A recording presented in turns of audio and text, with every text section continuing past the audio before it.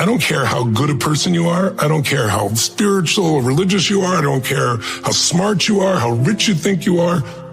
Every human being is going to go through extreme stress multiple times in their life. Everyone gets called on the journey. Most people try to resist it, but that journey, that's what the call is. It's a call to grow. So I'm big on change your story, change your life. And I'm big on understanding the narrative of where you are in the story of your life, because if you understand where you are, it gives context, it gives meaning. I love human beings. I hate suffering, and I love to see when somebody awakens to who they are. And we all are so much more than we ever perceive ourselves to be, but many times you don't discover that until you have to. I like to try and show people how to do it so they have to wait till life hits them. Anything you can imagine, we're all going to go through extreme stress in our lives, but how do you use stress, or does stress use you? I see it as a blessing. I always try to help people say, how can you turn your worst day into your best day? That's when life is really magical. But you don't experience life. You experience the life you focus on. If you don't control your focus, you react. Is this the end or the beginning? Is this person dissing me? Are they challenging me? Are they coaching me? Are they loving me? And whatever meaning you give it produces emotion. And out of that emotion, you make the third decision, what am I going to do? I hate suffering. I've suffered myself, and so I hate to see anybody suffer. And so I'm unbelievably driven to end suffering where I can, to help anyone do that, whether it be hunger or emotional hunger or depression or sadness or relationship. Or when you get to the point where your old strategy doesn't work enough and you have enough pain, you will search for something new. Change is never a matter of ability. It's always a matter of strong enough reasons, of motive. If you got strong enough reasons, you can do just about anything. But people got to find what that is for themselves, because if you succeed and you're not fulfilled, what do you got? So my passion is to help people be fulfilled, not just achieve. The first step to change is examining your thoughts, paying attention to how you speak and how you act, and look at these emotions that keep you connected to the past and finally decide, does this emotion belong in my future? And it's so much easier to make the same choice every single day. And the hardest part about change is not making the same choice as you did the day before.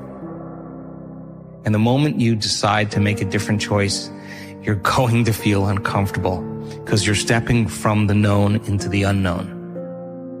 So some people would rather cling to their self-pity than take a chance and possibility. They'd rather tell the story of their past instead of telling the story of their future. They'd rather believe in their past instead of believe in their future. We live in chronic disbelief. What if the truth was that you're greater than you think, more powerful than you know, more unlimited than you could ever dream? If that was the truth, that you are the creator of your life, if you believe that to be the truth, then you have to believe in yourself.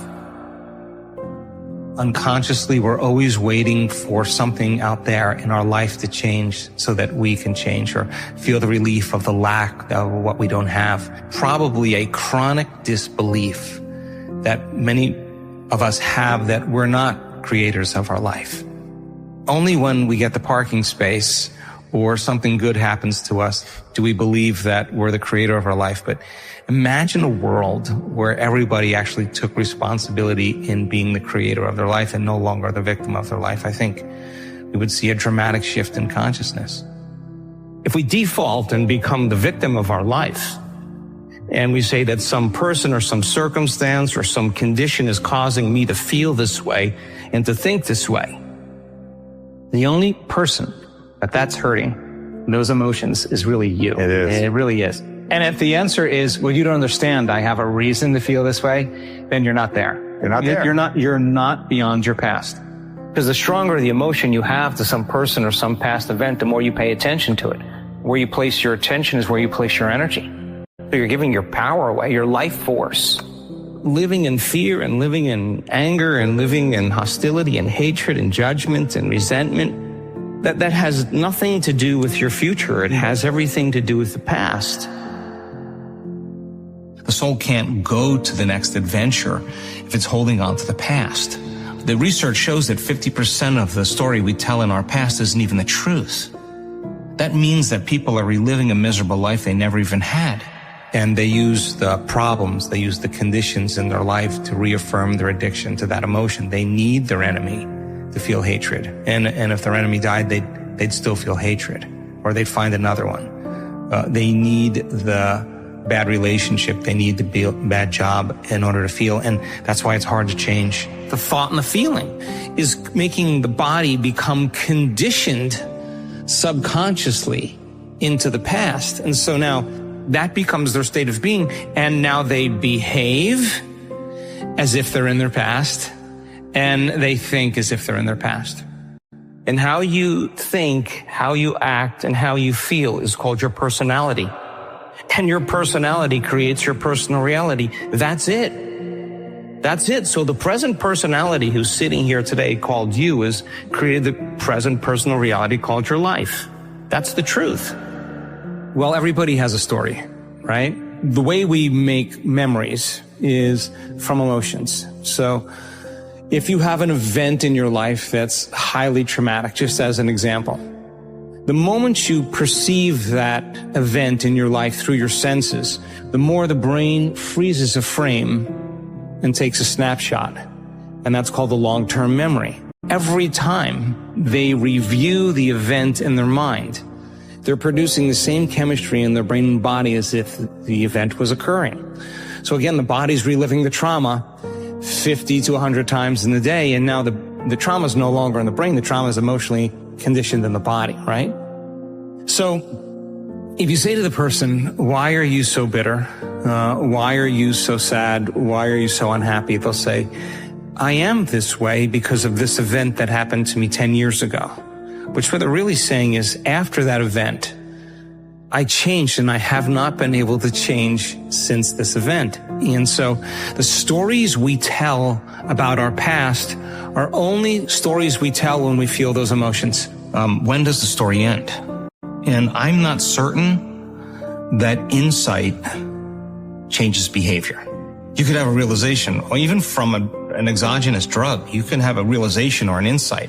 But if you still can't function in your life, and you're still, you haven't connected with your wife, or, you're still dealing with trauma, that hasn't served you at all. Like, so the insight that your father was overbearing, or your mother was a perfectionist, or you were beaten as a kid, and that's why you're this way, it doesn't change the behavior. The only way you're going to free yourself from that person or from that past experience is for you to literally overcome the emotion. So, God, we've all had people do really horrible things, and we've probably done some horrible things to people as well. But I don't think you can free yourself or free them unless you decide that, love is going to be the thing that heals it. And forgiveness to me is just overcoming the emotion. That's it. Okay. Overcome the emotion. You no longer have your attention on that person. You're calling energy back to you, and you're building your own field. And there's energy now to heal. There's energy now to create. There's energy now for the mystical experience. And the side effect of that is forgiveness. It's not something that you have to do. It's just something that automatically happens.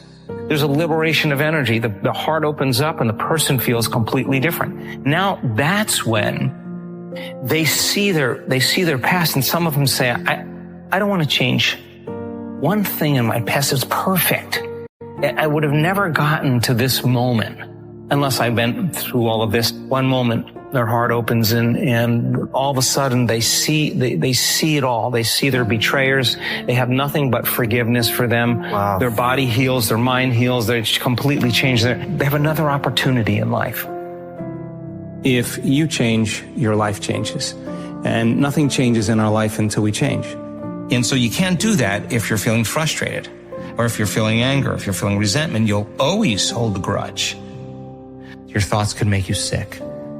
That's why it's hard to change. Then the question is, if your thoughts could make you sick, can your thoughts make you well? And we're actually discovering that that's absolutely possible. Every time you have a thought, you make a chemical. And if you have a happy thought or think of something happy, you turn on a set of neurological networks in your brain that fire in a sequence, a pattern, a combination that makes you feel a certain way as you secrete a certain hormone. Okay, the moment you start to feel happy, the moment you start to feel joyful, your brain is checking in with your body saying, Chris, you're feeling pretty joyful. And so then the chemistry influences you to think more wonderful thoughts.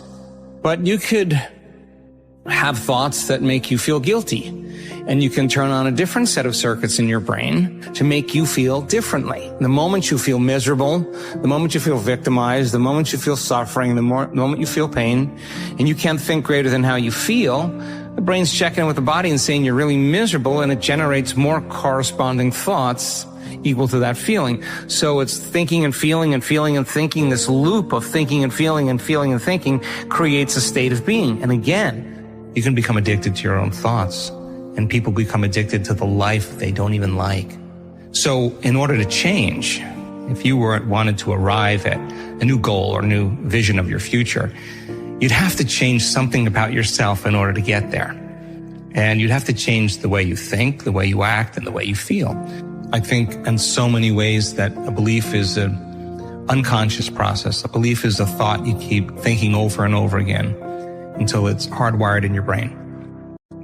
And most beliefs are based on past experiences.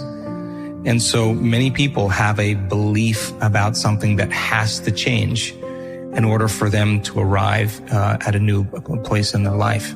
There's 2 times the door to the subconscious mind opens up: when you wake up in the morning and when you go to bed at night. So those are really key times if you want to reprogram your subconscious mind. So it's important for us to, in the morning or the evening, instead of reaching for our cell phone and checking our texts and our WhatsApp and our Telegram and our social media and our Instagram and our Twitter, and they get connected to everything known in their life. Before you start that, try this out as an experiment. Before you start your day, instead of falling into that redundant habit, literally go inward and forget about your outer world. No longer think about anything out there.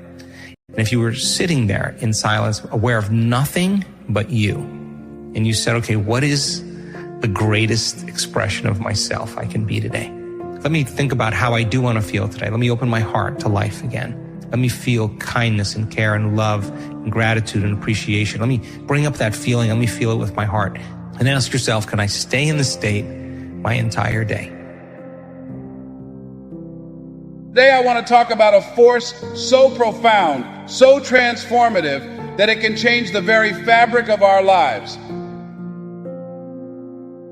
This force is gratitude. The 2 emotions that destroy your relationship, your business, your life, it's fear and anger. Those are 2 extremes. What's the emotion I want to train? Gratitude. You can't be grateful and fearful simultaneously. You can't be angry and grateful simultaneously. So what I do is I start my day, I make those changes, and I close my eyes or I look out at the water, and I think of 3 things that I'm grateful for just a minute each. I find 10 things to be grateful for before my feet hit the ground. And especially if I'm feeling strained and stressed, I go over my gratitude list, because gratitude will reduce stress all day. In the hustle and bustle of our daily lives, we often overlook the power of simply being thankful. But let me tell you, gratitude is not just a feeling, it's a way of life. There's nothing you'll ever accomplish that's more remarkable than that you have a chance to accomplish something. When you're so grateful for the at-bat, you're happy. When we unpack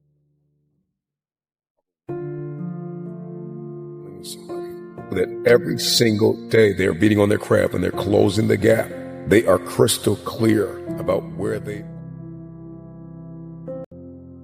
Say thank you for your heart that knows how to mend when it's broken. Show gratitude for your composure that helps you control your emotions. Stand here. In my greatness, I own my light. I own my brilliance. I am bold. I am courageous. I'm perfect in my imperfection. This is my time. This is my time. I'm old enough. I'm young enough. I've experienced enough. I'm wise enough. I understand that I am enough. Breathe. Own it.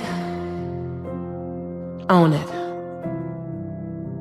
If you're in a state of gratitude, it makes total sense. Then you will accept, believe, and surrender the thoughts that are equal to that emotional state, and you could actually program your autonomic nervous system to make a pharmacy of chemicals that causes growth and repair to happen in the body. You start feeling gratitude, you start feeling more gratitude, you start feeling love, you start feeling more love, you start feeling kindness, you start feeling care, you start feeling appreciation, you start feeling creative, you start feeling inspired, you practice feeling those emotions, and you get that heart of yours back into balance. We discovered that once energy makes it to the heart, it's going right to the brain.